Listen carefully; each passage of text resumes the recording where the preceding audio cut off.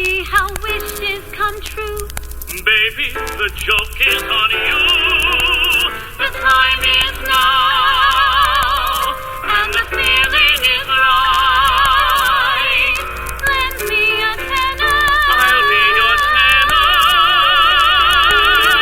Just for tonight. Just for tonight. Just for tonight. Musical Talk, the UK independent musical theatre podcast. Hello, Nicholas Hutson. Where are we tonight? We are standing outside the Gielgud Theatre where we've just seen Lend Me a Tenor. Indeed we have, yes. The opening night of Lend Me a Tenor. The real opening night with suits and everything. The actual real opening night. We were quite smart, weren't we? I even ironed a shirt for the occasion. You haven't worn it, but you ironed one. I have ironed one, yes. Still hanging up. Lend Me a Tenor is a new musical that is playing in London with Matthew Kelly. You're going to hear from Matthew Kelly in this episode, which is very exciting. This is a brand new musical, as we said. It played in Plymouth, didn't it? Yes, it had a very successful run out of town. I believe it won the What's on Stage award, I think, for Best Regional Theatre. So Correct us if we're wrong, though. yes, please correct us if we're wrong. Very deservedly so. We try as well. not to be. Well, we don't try, we just are sometimes. Sometimes we are. Very enjoyable show. A very hot show. Yes. Oh, it's blisteringly hot in this theatre. Dear Cameron, put air conditioning in your theatre. Thank you. We love you. And so, how are we going to describe this? It's a farce, basically. I think the easiest guide as to whether you'll like it or not is the title is obviously a pun. Lend Me a Tenor. I don't think it is because it's an American play. Do you think? They don't have that term now. I think it's just a rather wonderful coincidence. What? So you don't think it's a play on Lend Me a Tenor, Tenner? No, because they don't have that term in America. Well, maybe it was added for here, I don't know. I don't know that the play is called Lend Me a Tenor, and now we're just on a musical of it, so it's just a wonderful coincidence. Well, clearly that blows my argument out of the water and everything is rubbish about the show. What I was going to say, if you think that that's a marvellous pun, that was probably a good indicator that you'll like it. If you like comedy, it's very good, this piece. If you like farce, I think, and if you like The Producers, if you like The Drowsy Chaperone, if you like other shows like that, set in the 30s, set in the 20s. Yes. And if you like things that make you go, oh, what a terrible joke, corny jokes. Because it's corny, but I think it's deliberately so, and it enjoys being. So it's not corny in a bad way in that sense. And it's deliberately. It's old-fashioned. It's very, very old school, isn't it? It's kind of very. Yes, it's looking back. Although it's a new musical, it's trying to evoke that idea of golden age Hollywood, isn't it? Very not much. Hollywood. It's trying to evoke that idea of golden age Broadway, not Hollywood. It's the difference between the two. Not Hollywood, yes. Those biggies. But I mean, the best thing about the show, apart from the wonderful scene in Act 2 where everything sort of gets a bit crazy, shall we say, is the cast. It's nice seeing Matthew Kelly on stage. He kind of sifted out of his accent a couple of times. Do you mean National Treasure? National Treasure Matthew Kelly off the telly, who we'll hear from later. Absolutely. Yeah, I don't like people British people trying to do American accents. Like the whole show. Yeah, it's a bit like, because some people are better than others. And it's just a bit like, Cassidy Jansen, or Jansen, I think it's Jansen, I don't know, who plays Maggie Saunders, the Matthew Kelly's character's daughter, does a very good accent. That was almost flawless, I would say. Yes, and the guy that plays Tito, whose surname I daren't pronounce, Michael Matus? Please tell us. We don't know. We're going to get all your surnames wrong. It's Matus. We don't know. Matus will do. We saw him in the Arts Theatre when we saw Christmas Carol. He was in that, and he was in Imagine This, and he looks so much different now that you didn't recognise him, did you? He looks like Nathan Lane. A little bit. Nathan Lane. And certainly we've never heard him sing like that before, because he's really belting it out. Because the mix, we've mentioned the fact that it's kind of retro Broadway style. Actually, some of it is kind of cod opera, isn't it? Mock opera. One song especially. One song especially. And so people really get the chance to show off in that sense and show what their full range is and how loud they can Especially get. Sophie Louise Dan, who does steal the show, and I whispered to Andrew during the 8th minute of the applaud that she was getting that her song is a real showstopper. Oh, her applause went on forever and ever and ever and ever. It went on for a long time. But she again, it's a real showpiece because it's not a new song as such. It's kind of she's doing a medley of pieces from opera, but sending them up as well as she's doing it. Doing it very well, but at the same time having a lot of fun with it. First act was far too long. They do need to trim. I mean, they're in preview. The previews are over now, so I presume the show is frozen. This is it, yes. But we were sweltering to death in the quite close to the front of the stage. But the problem with farces is you need to set everything up so then everything can kind of unravel in the second act. So I've heard, Nick. Yes, so I've heard. But I think you probably could have got through the setup slightly quicker than they did. And that would probably be the major fault, because it just felt too long. It was an hour and 20 minutes, though. Yeah. That's a show in itself. It is. For some people, isn't it? You'd have been in and out in Edinburgh, wouldn't you, for that? That's $1 Million Quartet. Absolutely. Yeah, I know. That's the first scene in Les Mis. Well, easily, it's the first few notes. Yeah. I think the music's very charming. I wouldn't say it's the most amazing score, but I don't think it tries to be, really.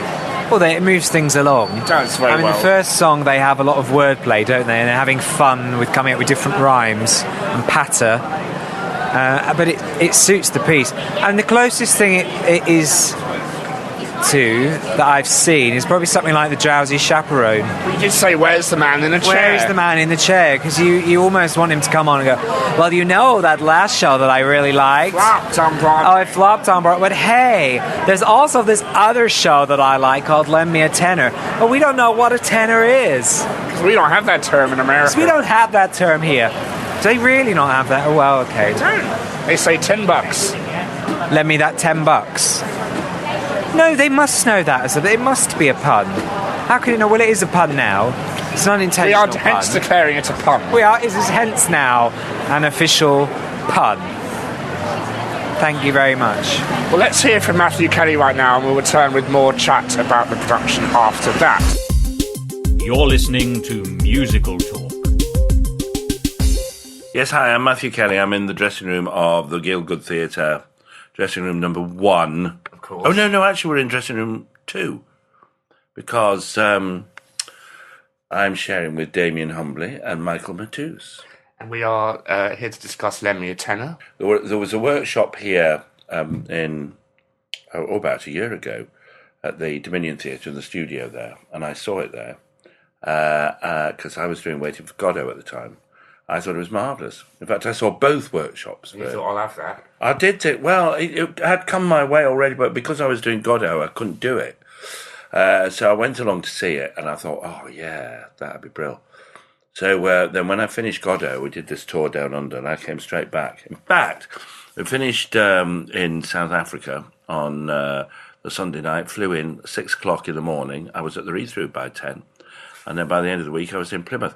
Of course, Plymouth is a perfect place to do musicals because that's where you build them all. And it's kind of the home of musical. And the Theatre Royal there is fabulous. The audiences are lovely and they really know their theatre. But of course, they have this thing called TR2. Is it TR2? Theatre Royal. Yes, TR2. And they have these magnificent facilities there. And you can actually rehearse on the set. And because our set is all singing or dancing, and they wheel it through from the workshop, and you can have it with all the electronics and everything. It's just amazing. I'm deeply fascinated by stage technology. Why are you fascinated? Tell me what fascinates you about stage technology. The first musical I ever remember seeing was 42nd Street at the Dominion. Yeah. And all I remember, I was about 4 at the time, and all I remember was a dressing room gliding on by itself from stage right all the way across to stage left. And I just thought that is the most fabulous thing I've ever seen. Yeah. In a way, I mean, I think of you, I think stars in their eyes, obviously. You had that wonderful triangle, which did all that kind of, the door, wasn't it? And they sort of went in and then came out again about 3 seconds later. Yeah, I was actually watching the latest doors that were on it, which were kind of circular and were at an angle. How did it all work? Well, there were just two blokes behind pulling it. Like Star Trek, isn't it? You just had people pushing and pulling the door. Pretty much, I mean, I know what you're saying about being fascinated by technology, but that's how it should remain. Fascinated. I hate this thing of people telling everybody else how things are done. It's like magic. It is magic. That's exactly as it should be and how it should be left. I saw this great show at the Royal Court at Christmas. It was called Get Santa. It was the most marvellous show. It was a children's show, and a friend of mine was in it, which is why I went. And it had this scene where a teddy bear got left. It was an ordinary living room. An ordinary-sized teddy bear gets left lying on its back on the front of the stage, and there's nobody on stage.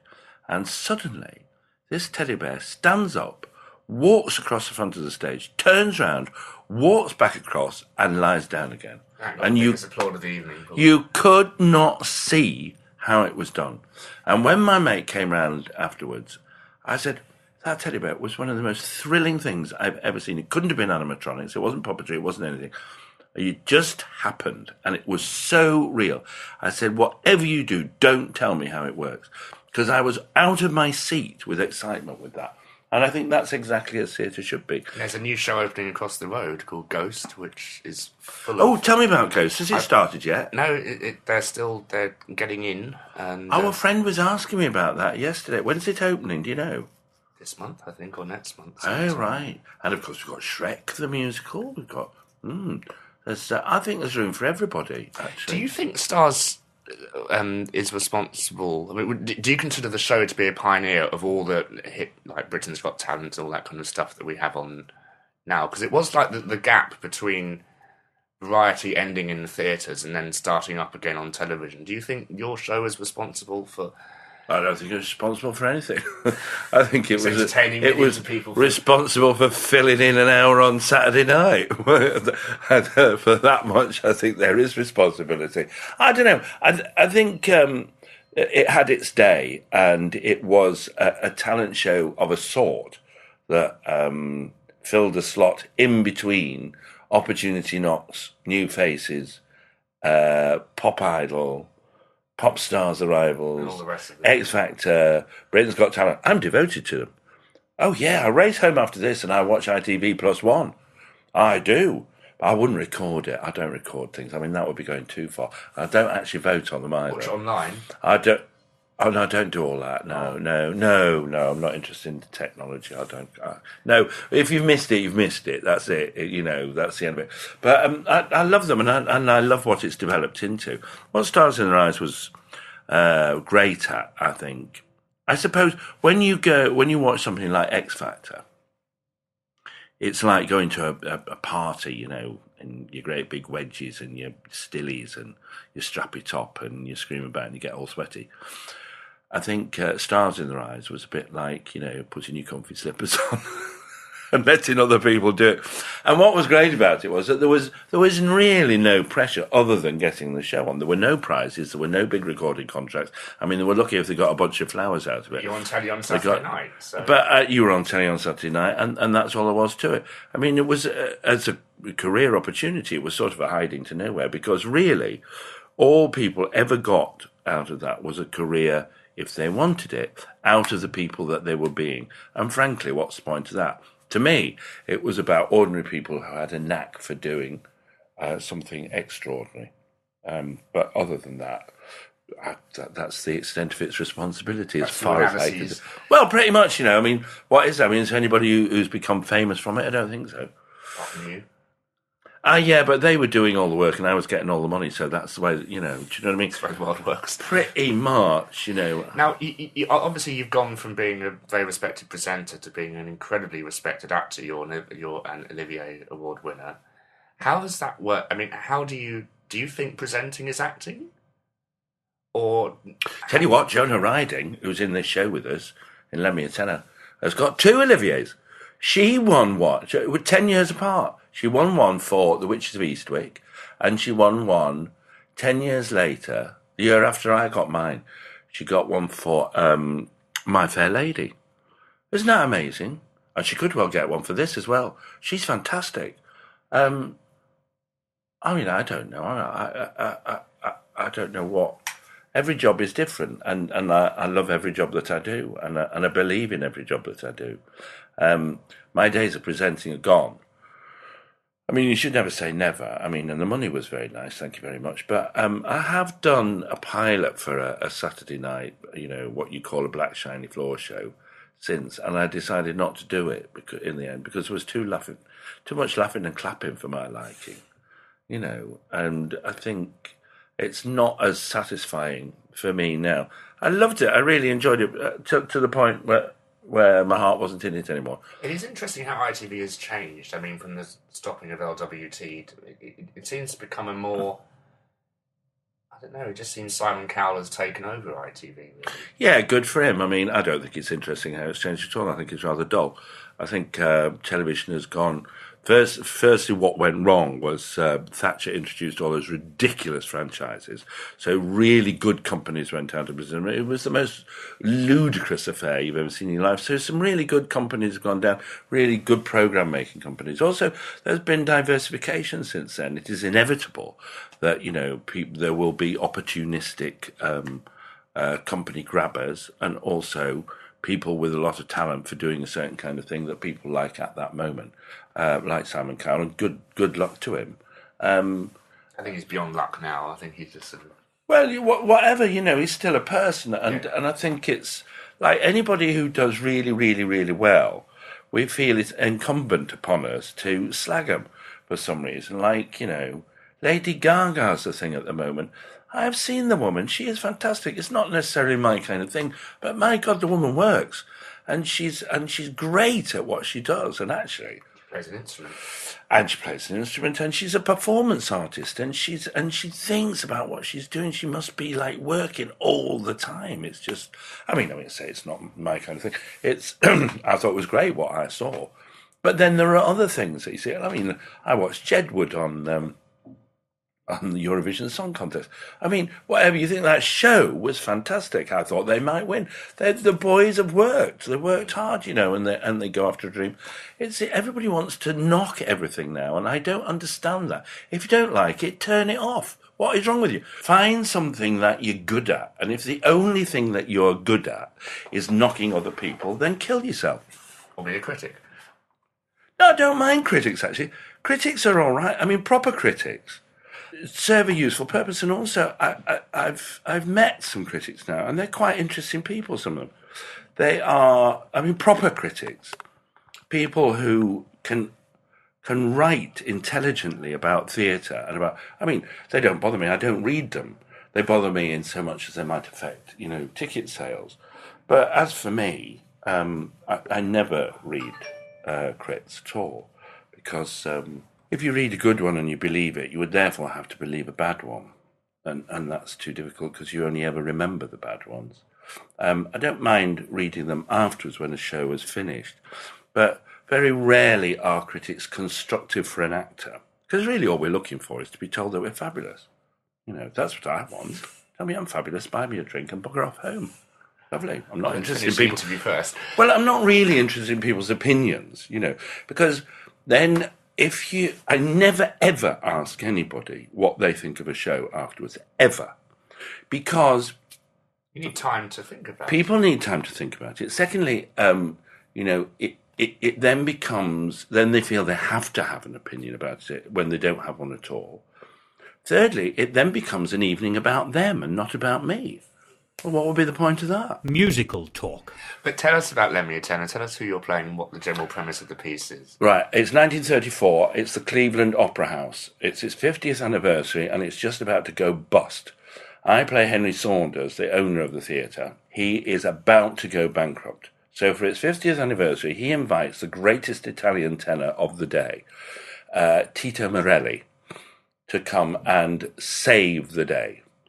So they have this big gala performance, and the man doesn't turn up. They are in big stock. Anyway, they don't know what they're going to do. My assistant, who is this meek and mild little man, thinks that he can do it. He offers his services. And anyway, in the end, you go, right, it's fine. We'll muddle through somehow. Morelli turns up. My assistant is charged with looking after him. Something absolutely catastrophic happens, and they have to do something about it. It sounds... And they do. Wait, no. Oh, you see, you're overexcited. Yeah. But then disaster strikes. And lots of doors open and close. The farce element has been doubled up, actually, from the original farce. The music is sensational. Every single song moves the story forward. Good. It really does. We don't stop and have a song. Everything moves. It's very fast-paced. But the music never gets in the way of the farce. The farce drives through. We can have songs in farce, which is even more satisfying because it's two elements of theatre meeting. Indeed you do. Yeah.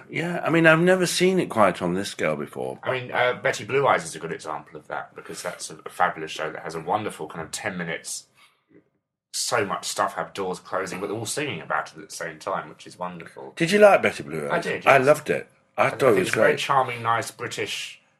It's the key word here, is a British musical comedy, and it will do brilliantly when it goes on tour and when it's released to the amateur markets, because the companies up north will love it. And it's got two great leads. Sarah Lancashire's a wonderful singer, and Rhys Shearsmith is just fantastic. The pair of them. And Anne Emery. Yes. I'm sure I worked with her. I'm sure she understudied Hilda Baker, and I did a season with Hilda Baker in 1973. You should ask her. I should ask her, shouldn't I? The premise of Lend Me a Tenor sounds very almost P.G. Woodhouse-esque. I think you buy Jeeves, when... It's sort of it. Yes, it does. Do you know, I hadn't thought of that. It does have that kind of element about it. Because the assistant, as in Jeeves, being kind of said, well, you sort this out for me, and, chaos will ensue. Yeah. Except that my assistant, who's played by Damien Humbly, that is a name you should hang on to because he is actually the star of the show, and he's got an extraordinary voice, and he plays it wonderfully. And Michael Matuse plays the tenor. You're working with the wonderful comedic actress Sophie Louise Dan. Sophie Louise Dan has a number in the show which encompasses every single aria you have ever heard in every opera. It takes over 5 minutes. You will know all of them. Honestly, I promise you'll know all of them. And she absolutely brings the house down. She was in Forbidden Broadway when it was at the Menier, and she was fantastic, wasn't she? Impersonating everyone. She's such a wonderful one, and she does a concert with Musical Talks Jonathan Cohen. She does every indeed. Christmas at the Royal Albert Hall. Yeah. Do you know, I've never seen that. She came to do it at the Symphony Hall in Birmingham while I was doing Spamalot. Oh, do you know what? I haven't put that down on my list. When you were coming, I thought, right, I'm going to make a list of all the musicals I've been in. Of you. Salad Days. Does that mean anything to you? Yes. With the great Johnny Worthy. Did you know there was a sequel to Salad Days? What was it called? Main Course Days? It was called Free as Air. Oh, I did not know that. No. I mean, imagine writing Salad Days and then writing a sequel. Actually, I've just seen that one at the Riverside, the production of Salad Days. It was meant to be brilliant, wasn't it? Oh, it was wonderful. I think it's the most ridiculous story I've ever heard in my life. It's ludicrous. It's very of its time, I'm thinking. But, because you see, it was done in Promenade, right? Right, so the audience were on two sides. Well, most of the audience had been there the first time round, and they all knew the words as well. And it's very disconcerting when you're sitting across from, Turn into Rocky Horror Show. Several hundred octogenarians. Yeah, no, it's not a good look. Anyway, where do we do? So when was Salad Days? That was in the late 60s. Johnny Worthy was in Oh Calcutta. Look it up. Google him. Still around, Johnny, I think. And he was on the Equity Council for a long time. Lovely man. Now, were you Tim or the Tramp? No, I was PC Boot, and Electra, and was Julian Slade around at the time? Well, it was in the 60s. I don't Dorothy know. Field? I would think Julian was. I've just worked with his nephew. Adrian Slade. It's a charming score, and some of the lyrics are very funny. My favourite lyric in the piece is "I'll never divorce her, my saucy flying saucer," which I like very much. Yes, we're looking for a piano, the one that makes you gay. Anyway, Fia's there, lovely. Funny thing happened on the way to the forum. I did. I played a protein in that. Babes in Arms with the fabulous Sue Pollard. Oh, we've had Sue on the show. No, I saw on the website. She's still doing Annie. She can't be. She is, isn't she? Yeah, that's right. Peter Pan as a musical twice. Which one? The American one, the British one, the Disney one? No, it wasn't the Disney one. It was a Michael Rose one. Two Michael Rose 2, because I've done the play separately. I've done 2 musical versions. No prizes for guessing whom you played. Oh yeah, Captain Hook. I hate playing Captain Hook. Oh, why? Oh, it's knackering. It's really exhausting. And then you get that great big fight at the end, and you have to get eaten by the crocodile.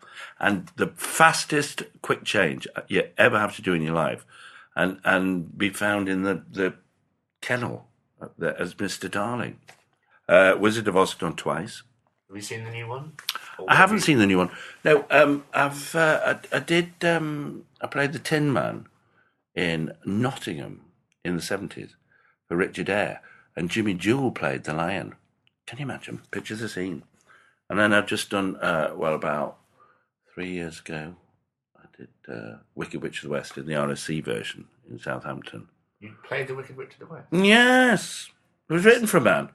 Was it really? It was indeed. In the RSC version it was. Oh. Yeah. Very interesting. It was written by John Cain. There you go. Oh, What a Lovely War. I've done that for the 40th anniversary production of Bolton Nottingham. And I did that with my son. And you know how you're all dressed up as Pierrots, right?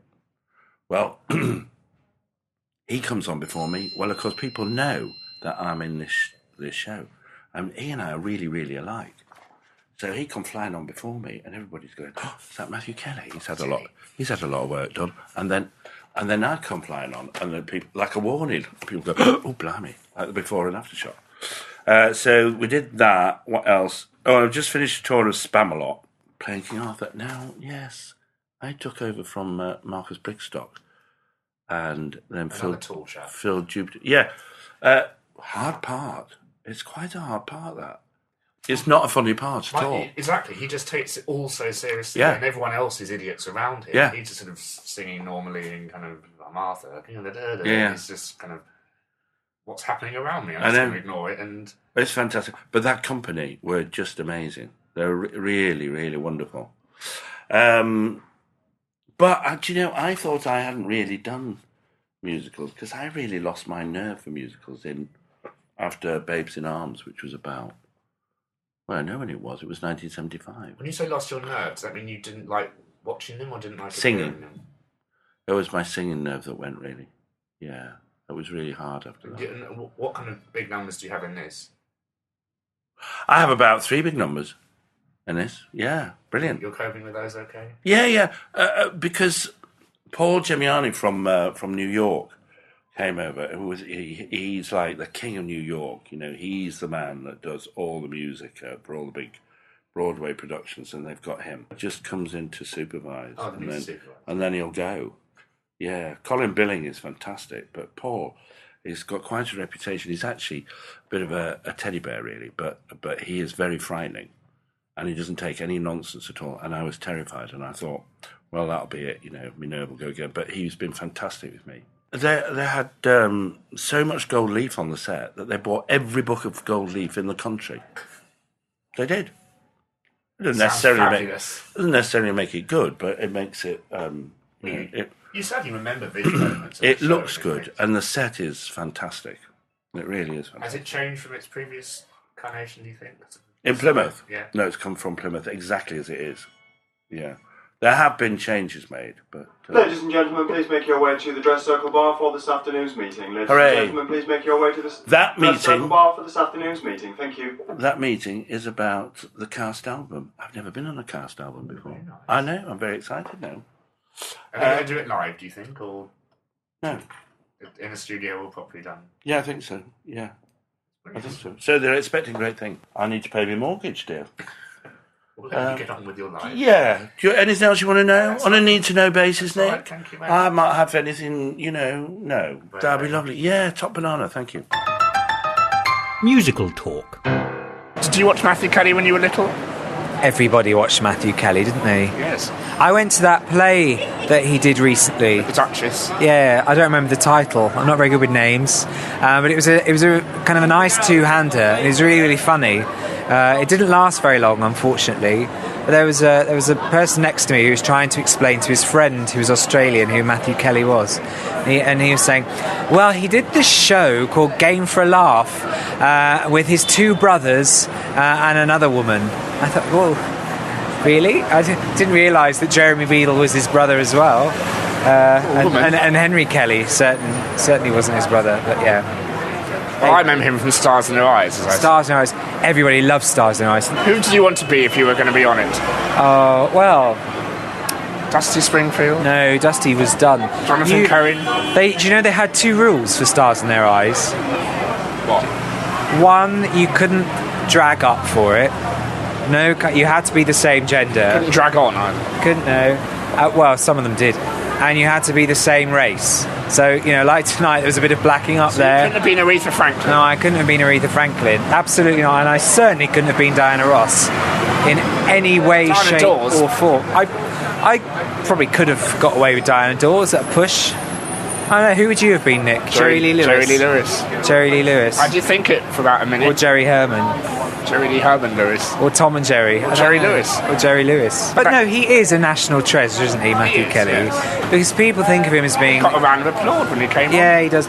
People like him, though. I mean, he's kind of... Obviously, he started off doing acting, moved across to kind of TV work, TV presenting, and has gone back to acting. But the weird thing is that when people do that, people kind of forget, he did acting to begin with. They get so hung up on, he's a TV presenter. Oh, he's a TV presenter that can act. Well, wow, oh my God. So people can do more. It's like than one Amanda thing. Holden in Shrek at the moment. I've only seen Amanda Holden in Thoroughly Modern Millie. I have not seen her TV work, apart from the occasional episode of Britain's Got the X Factor talent. But she was okay in Millie. She did some tap dancing. There's one bit in this show where something got a round of applause that wasn't human, was it, Andrew? And it wasn't a pig either. And we joined in, and I feel so ashamed to do this. The only time I've seen this happen was at Chitty Chitty Bang Bang. Oh. What happened, Andrew? It makes me feel like such a hypocrite. So please do hold it against me. We all applauded a set change. So out of nothing, a beautiful lilac hotel room appears. And the panels come round to show a beautiful golden bust and lovely paintings and all sorts of things. It's very exciting. It was very well done. Beautiful set. Very, very pretty set. And as Matthew said... Don't go and see a show for a set. As Matthew said, they bought every book of gold leaf in the country so they could decorate this set. It's very on it. But don't see something just because of a set. That would be awful. Let the set enhance the overall show, but please don't go. This show does have a very, very, very funny story. Really kicks in Act 2. There's just one moment where you just sit there and think, oh my God, this is going to get absolutely crazy. Did it live up to your expectations of the craziness? I guess so. That's a really hard question to answer because I hadn't read up that much about it. Mind you of 40 Towers? There's a lot of that, like, oh, whoops, where's my trousers? Kind of that school Doors of slamming farce. Doors slamming and people coming in and out. So I suppose that you have to be aware of what you're getting into, and if you have to appreciate the fact it's not something that's cutting edge and modern and what have you, but if you like that kind of slightly more old-fashioned, amusing, charming, farcical nonsense, piece of fluff, then that's great. Would you compare it to Betty Blue Eyes? Because it's the same music style-ish, it's the same farcical element, it's the same kind of... Did you applaud the pig? Yeah, Did I mean, you? it gets the biggest round of applause at the end. So that's only because it's Kylie at the end. I'm sorry, that's a spoiler. I don't know playing a pig. It is a It's spoiler. the highlight of her career. I know, we get told off for spoilers. But you like Betty Blue Eyes, didn't you? Betty Blue Eyes, Betty Blue Eyes. Yes. No, I mean, I think Betty Blue Eyes was helped by the fact that they gave away the soundtrack CD in the Evening Standard. So before you went, you'd heard all the songs 20 times. That Cameron's a genius, isn't Yeah, I mean, that was an amazing... It wasn't the full soundtrack, but it was kind of like... Cast recording. Yeah. Films have Oh, soundtracks. yes. Songs from the show. Diegetic music. Yes, and a demo as well on the end. But that kind of thing's really useful, actually, because it got people aware of, well, this is it, and you can try before you buy in that sense. Because, as we have discussed, ticket prices are sky high, and people are a bit reticent, I think, to go to something unless they know they're going to like it. Sometimes you have to do a bit of research into what it is to think, actually, am I spending my £60 or £60+ wisely, or am I not going to get much out of this? Which is odd, isn't it? It's not like... you wouldn't really take a punt on things. Pardon? You wouldn't... How rude. And I don't know whether they'll do anything, like that to kind of get some of the music out there. Well, they are doing a cast recording, which is, as Matthew said, it's... Yes, but it's not going the Evening Standard. No, but it's still quite rare for a show Yes. to... And their hopes are high for it. I mean, we know that certainly in this theatre it's a limited run till about November, even though it's only just open, because they're essentially filling the space that Umbrellas of Cherbourg left. Yes, sadly left. Which was presumably the space that Hare sadly left, because I don't think that did the full run either. So it may be a slightly cursed theatre, but I suppose it's great for them in the sense of having a limited run, because you can spin it any way you like. If they don't manage to get somewhere, they can always go, or even if or if actually it's not viable to do so, they can say, we couldn't get somewhere. It also means you can say, this is a limited run, come and see it. It's a limited run, please come and see it. Yes, it's not being advertised as a limited run as yet, I don't think, is it? Must close by November. But obviously it is. The Lady Killers is coming in next. So yeah, we'll see what they do. Something new. Hooray for new things. Exactly, and that's what was so exciting about tonight, was seeing a show that we didn't know the story, we didn't know the songs. No. The cast were phenomenal, especially Sophie Louise Dan. Just so much praise for her. And I got to see a Sherman, which is very exciting. A Sherman? Jerry Sherman? Sherman Tank? Jerry Lee Lewis Sherman. Sherman Fountain? What Sherman did you see? I think it was Robert Sherman, the chap in the wheelchair. It was a Robert Sherman, do you? Who half wrote many songs from our childhood, didn't he? Oh. Next week, ladies and gentlemen, we will be chatting about Shrek, the other big show, very big show, opening here in London. You'll hear from members of the cast. I've given up trying to track what you're saying, Nick. Frankly. So I will see you next week. Hope you had a nice week, and do check out musicaltalk.co.uk for more information about Lend Me a Tenor. Facebook.com/musicaltalk. Are we on Twitter, Nick? We are on Twitter. What's the address, Andrew? It's not very difficult. You can guess it and probably get it right. Is it Musical Talk? Twitter.com/musicaltalk, yes. Oh, yes. So do go there. We post lots of interesting stuff. Musical Talk's only once a week, but we're there 24/7. Well, Andrew is anyway. And we'll very Dave. Feedback at musicaltalk.co.uk for any questions or comments or complaints you may have. I'll send them straight on to Andrew Keating, and we'll see you next week. Bye. Before it's too late, and Tito's the thing that's ruling my fate. Of he I sing, I need a flame. This has been a production of Musical Talk, copyright 2011. And here are some musical outtalks. It seems to me now that there I'm going off on one now, aren't I? I'm going to shut up and bore. No, I'm boring myself now. Yourself, okay. Just bored myself. I did, honestly. I got bored with that then. I know. I actually, no. I just thought, you know how you do sometimes. You listen to yourself and you think, oh, shut up. Matthew Kelly there. Sorry, that again. Matthew Kelly. Matthew Kelly. Matthew Kelly. Did you watch Matthew on telly when you were little? Are we starting again? Shall we start again, Nick? Did you watch Matthew on telly when you were little? No, do the intro. That was a parrot. That was a random member of the public coming up into our microphone and doing an impression of a constipated bird. Musical Talk.